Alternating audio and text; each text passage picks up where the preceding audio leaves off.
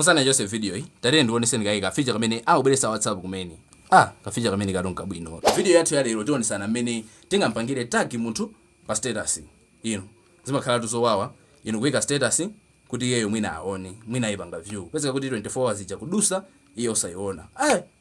zimakhala tuzopwetekana iwesa zimabwereka zima ndi wawo ndi musataya nthawi tati ndiyambe koma ngati sinapange follow tati ndipange follow ndipo musataya nthawi tiye tione kuti timatani. Choyamba timapanga click pa my status kuti tike status imene tifunayo. Kenako tipanga select picture imene tikuifunayo ndi picture tasankha iyi ndi apa paningoyikapo caption iliyonse. Komano chachikulu nchokuti tipange click apa pa atipa ndi tipanga click ndi tikama pamenepa imatibwereserano ma contacts amene tikuyenera tisankhe ndi ma contact yo timasankha amalekeza 5 akapitirira pamenepo ndi kuti sitheka ndi ndasankha mmodzi m kenako ndipanga update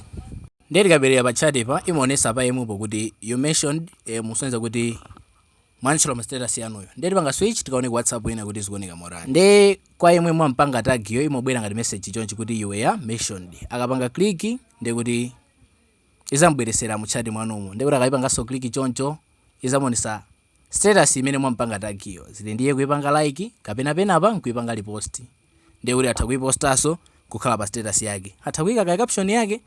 kenako basi nkuipanga post zikatero ndi kuti naiso azakhala kuti waika pa status pake zobeba bwanji tendonaniso ku video yotsatira imene tizabwere ndi zina zanyuwani ngati ndi funso tifunse popanga comment ngati sinapange follow tipange follow kuti tizipeza ma videos ngati amenewa.